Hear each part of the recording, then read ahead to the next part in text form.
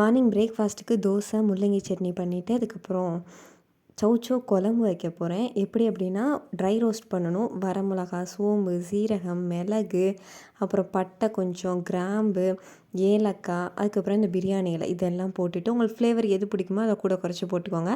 எல்லாத்தையும் போட்டு நல்லா ப்ரௌன் ஆகிற வரைக்கும் நல்லா ரோஸ்ட்டு பண்ணுங்கள். ரோஸ்ட்டு பண்ணிட்டு ரொம்ப கறிக்கிற வேணாம். அதுக்கு முன்னாடி ஸ்டேஜ்லேயே எடுத்துருங்க. எடுத்துகிட்டு நல்லா பொடியாக பிடிச்சிக்கோங்க.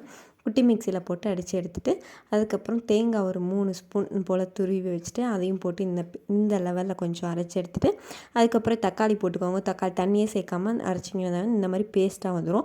பாத்திரம் சூடானதுக்கப்புறம் எண்ணெய் ஊற்றிட்டு கொஞ்சம் சோம்பு போட்டுக்கோங்க. சோம்பு நல்லா பொரிஞ்சதுக்கப்புறம் மல்லித்தூள், வெங்காயம் போடுங்க. மல்லி இல்லை அப்படின்னா ஸ்கிப் பண்ணிவிட்டு வெங்காயம் போட்டதுக்கப்புறமா குழம்பு தூள் போடுங்க. சௌசௌ குட்டியாக கட் பண்ணிட்டு வேக வச்சு போடலாம், வேக வைக்காமல் போடலாம். ஆட் பண்ணிட்டு அப்புறம் பேஸ்ட் ஆட் பண்ணிக்கோங்க. அதுக்கப்புறம் தேவையான அளவுக்கு தண்ணி ஊற்றிட்டு 10 நிமிஷம் மூடி வச்சுட்டு எடுத்திங்கன்னா சூப்பரான சௌசௌ குழம்பு ரெடி ஆகும். தேங்க்ஸ்.